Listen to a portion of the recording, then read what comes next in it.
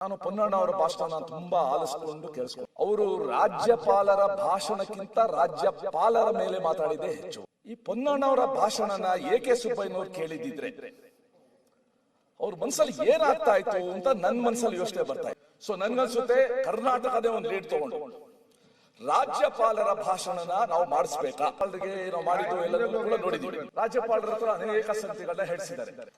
October ಕ್ರಾಂತಿ ಬಹಳ ಮಹತ್ವದ ಸಂಗತಿ. ನಮ್ಮ ರಾಜ್ಯದಲ್ಲಿ ನವೆಂಬರ್ ಕ್ರಾಂತಿ ಆಗುತ್ತೆ ಅಂತ ಶುರು ಮಾಡಿ, ನವೆಂಬರ್ ಕ್ರಾಂತಿ ಆಗ್ಬಿಡುತ್ತೆ, ನವೆಂಬರ್ ಕ್ರಾಂತಿ ಆಗುತ್ತೆ ಅಂತ ಟ್ರಂಪ್ ಹೇಳಿದ್ರು ಇಂಡಿಯನ್ ಎಕಾನಮಿ ಇಸ್ ಡೆಡ್ ಅಂತ.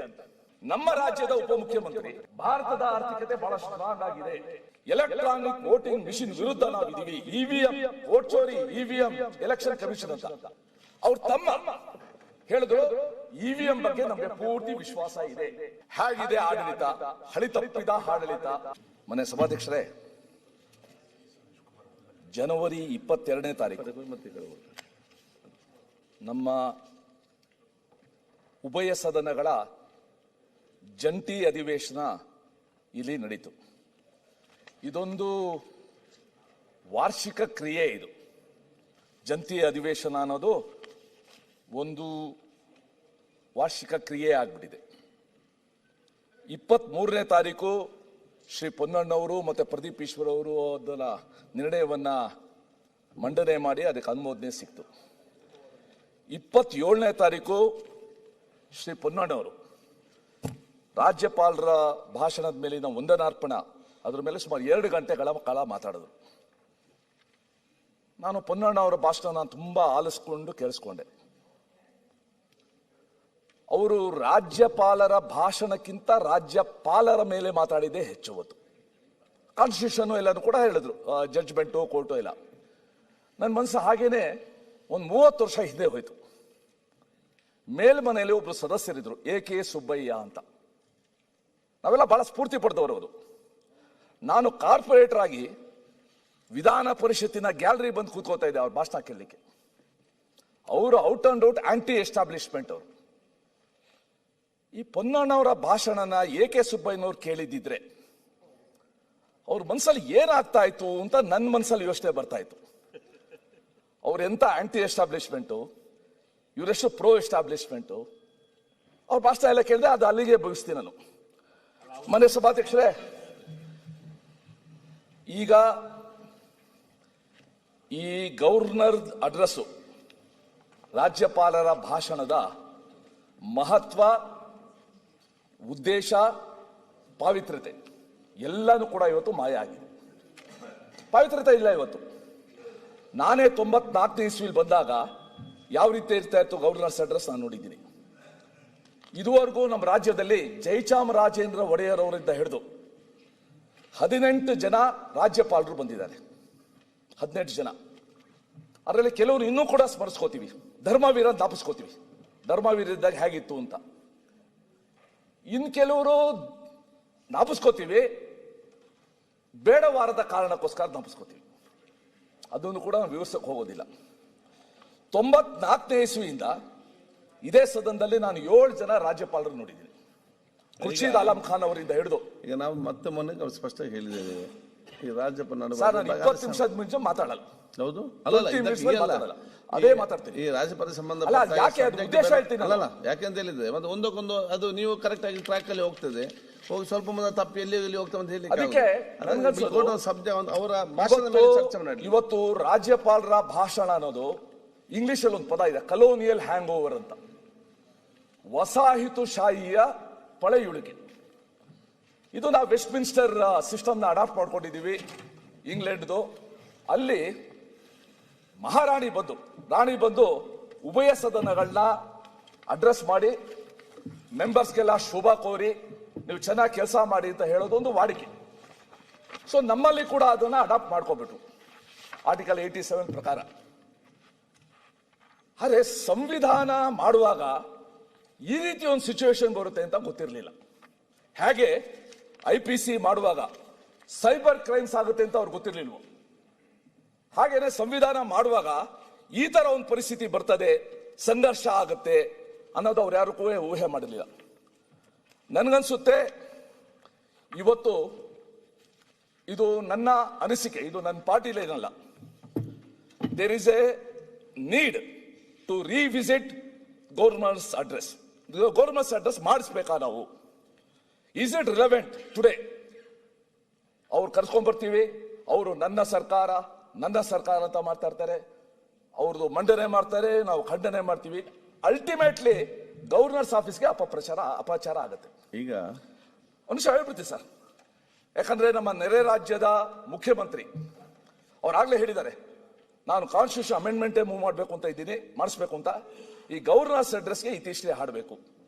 ಅವ್ರಿಗೆ ಯಾವುದೋ ಒಂದು ಗೌರವ ಇದೆ. ಸೊ ಈ ಸಮಯದಲ್ಲಿ ನಮ್ಮ ರಾಜ್ಯದ ಬಹಳ ಹಿರಿಯ ತಜ್ಞ ಎಂ ರಾಮ ಜೋಯಿಸ್ ಅಂತ ತಪ್ಪಿಸ್ಕೊತೀನಿ. ಎಂ ರಾಮ ಜೋಯಿಸ್ ಹೈಕೋರ್ಟ್ ಅಲ್ಲಿ ಲಾಯರ್ ಆಗಿದ್ರು, ಹೈಕೋರ್ಟ್ ಅಲ್ಲಿ ಜಡ್ಜ್ ಆದ್ರು, ಪಂಜಾಬ್ ಹರಿಯಾಣ ಹೈಕೋರ್ಟಿನ ಚೀಫ್ ಜಸ್ಟಿಸ್ ಆದ್ರು, ಬಿಹಾರ್ ಜಾರ್ಖಂಡಿನ ರಾಜ್ಯಪಾಲರಾದ್ರು, ರಾಜ್ಯಸಭಾ ಸದಸ್ಯರಾದ್ರು.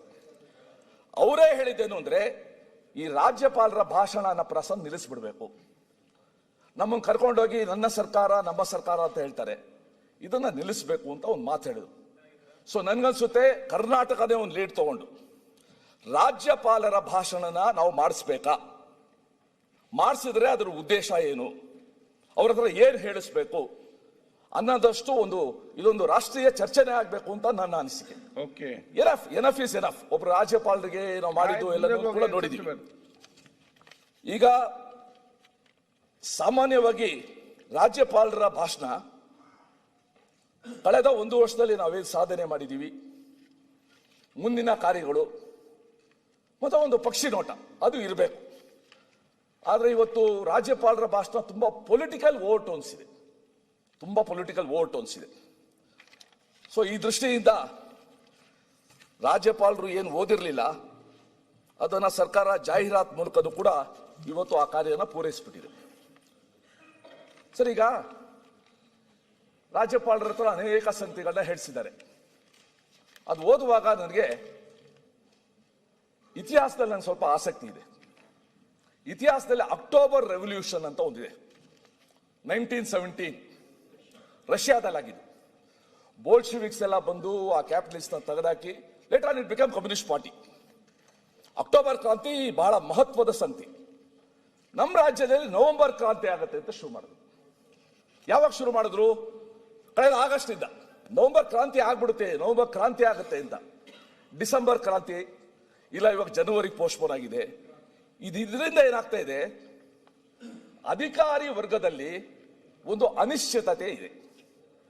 ನಾವು ಯಾರಿಗೋಸ್ಕರ ಕೆಲಸ ಮಾಡ್ತೀವಿ, ಮುಂದೆ ಯಾರು ಬರ್ತಾರೋ, ನಾವೇನು ಡಿಸಿಷನ್ ತಗೋಬೇಕಾ, ಈ ಅನಿಶ್ಚಿತತೆ ಏನಿದೆ, ಅಢಾಕೇಸಮ್ ಏನಿದೆ, ಇದು ಯಾವುದೇ ರಾಜ್ಯಕ್ಕೆ ಉಳಿತಲ್ಲ, ಯಾವುದೇ ರಾಜ್ಯದ ಅಭಿವೃದ್ಧಿ ಕಾರ್ಯಕ್ಕೆ ಉಳಿತಲ್ಲ. ನಾನು ನೋಡ್ತಾ ಇದ್ದೆ, ತಮ್ಮ ನಾಯಕರು ಈ ಅನಿಶ್ಚಿತತೆ ಹೇಗೆ ಬರುತ್ತೆ ಅನ್ನೋಕ್ಕೆ ಟ್ರಂಪ್ ಹೇಳಿದ್ರು ಇಂಡಿಯನ್ ಎಕಾನಮಿ ಇಸ್ ಡೆಡ್ ಅಂತ. ನಿಮ್ಮ ನಾಯಕರು ಎಸ್ ಇಟ್ ಇಸ್ ಡೆಡ್ ಅಂದ್ರು. ನಮ್ಮ ರಾಜ್ಯದ ಉಪಮುಖ್ಯಮಂತ್ರಿ ದಾವೋಸ್ಗೆ ಹೋಗ್ಬಿಟ್ಟು ಭಾರತದ ಆರ್ಥಿಕತೆ ಬಹಳ ಸ್ಟ್ರಾಂಗ್ ಆಗಿದೆ, ಬಹಳ ಸದೃಢವಾಗಿದೆ ಅಂತ ಒಂದು ಮಾತಾಡಿದ್ರು.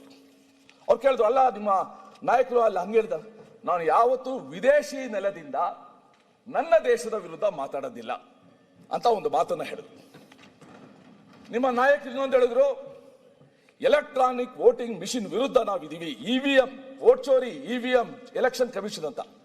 ಅವ್ರ ತಮ್ಮ ಹೇಳಿದ್ರು, ಇವಿಎಂ ಬಗ್ಗೆ ನಮಗೆ ಪೂರ್ತಿ ವಿಶ್ವಾಸ ಇದೆ, ಯಾವುದೇ ಕಾರಣಕ್ಕೆ ಮತಪತ್ರಕ್ಕೆ ಹೋಗೋದು ಒಳ್ಳೇದಲ್ಲ. ಇವತ್ತು ಈ ದುವಿಧ ಅಂತಾರೆ ಹಿಂದಿಲಿ, ಈ ದುವಿಧಾನ ಇವತ್ತು ನಾವು ನೋಡ್ತಾ ಇದ್ದೀವಿ. ಸನ್ಮಾನ್ಯ ಅಧ್ಯಕ್ಷರೇ, ಈ ಸರ್ಕಾರ ಹೇಗಿದೆ ಅನ್ನೋದನ್ನ ನಿಜವಾದ ರಾಜ್ಯಪಾಲ ಭಾಷಣ ಮಾಡಿರೋದು ಸುನೀಲ್ ಕುಮಾರ್ ಅವರು. ಹೇಗಿದೆ ಆಡಳಿತ, ಹಳಿತಪ್ಪಿದ ಆಡಳಿತ, ನಿಯಂತ್ರಣ ಇಲ್ಲದ ಆಡಳಿತ, ಬಹಳಷ್ಟು ವಿಚಾರಗಳನ್ನ ಅವರು ಹೇಳಿದ್ದಾರೆ. ಈ ಸರ್ಕಾರದ ಅಚೀವ್ಮೆಂಟ್ಸ್ ಕಳೆದ 1 ವರ್ಷ ನೋಡ್ಬೇಕು ಅಂದ್ರೆ 2 ಸಂಗತಿ: ಬೆಲೆ ಏರಿಕೆ, ಆಡು ಮುಟ್ಟದ ಸೊಪ್ಪಿಲ್ಲ, ಸಿದ್ದರಾಮಯ್ಯ ಸರ್ಕಾರ ಬೆಲೆ ಏರಿಸದ ವಸ್ತು ಇಲ್ಲ. ತಾಳಪ್ಪ, ನನ್ನ ಕೆಲಸ ನಾನು ಮಾಡ್ತೀನಿ. ಈಗ ಹಾಲಿನ ದರ ಏರಿಕೆ ಆಗಿದೆಯಲ್ಲಪ್ಪ, ಜನನ ಮರಣ ಪ್ರಮಾಣ ಪತ್ರದ ಬೆಲೆ, ವಿದ್ಯುತ್ ದರ ಏರಿಕೆ, ಕುಡಿಯುವ ದರದ ಏರಿಕೆ, ಕುಡಿಯುವ ನೀರು, ಬಿಬಿಎಂಪಿ ಕಸ ಶುಲ್ಕದ ಏರಿಕೆ, ಬೆಂಗಳೂರಿನಲ್ಲಿ ವಸತಿ ವಾಣಿಜ್ಯ ಕಟ್ಟಡಗಳಿಗೆ ಹೊಸ ದರ, ಬಸ್ ಟಿಕೆಟ್ ದರ, ಬಿಡಿಎ ಆಸ್ತಿ ತೆರಿಗೆ, ಡೀಸೆಲ್ ಸೆಸ್, ಅವರ ಅವಧಿಯಲ್ಲಿ ರಿಜಿಸ್ಟ್ರೇಷನ್ ಸೆಸ್, ಅಫಿಡವಿಟ್ ಬೆಲೆ, ಲಿಫ್ಟ್, ಟ್ರಾನ್ಸ್ಫಾರ್ಮರ್, ಜನರೇಟರ್ ಅದಕ್ಕೆ ಪರಿಶೀಲನಾ ಶುಲ್ಕ, ರೈತರ ಹೊಸ ಕೊಳವೆ ಬಾವಿ ಶುಲ್ಕ, ಐಪಿ ಸೆಟ್, ಇನ್ ಬಿಡಿ ಲಾಲ್ಬಾಗ್ ಪ್ರವೇಶಾಧಾರ ಇರ್ಬೋದು, ಬಿಬಿಎಂಪಿ ಇರ್ಬೋದು, ಕೊನೆ PhD ಪರೀಕ್ಷೆ ದರನ್ನು ಕೂಡ ಬಿಟ್ಟಿಲ್ಲ. ಇದನ್ನ ಬೆಲೆ ಏರಿಕೆ ಅಂತೂ ಮಾಡಿದ್ದೀರಾ.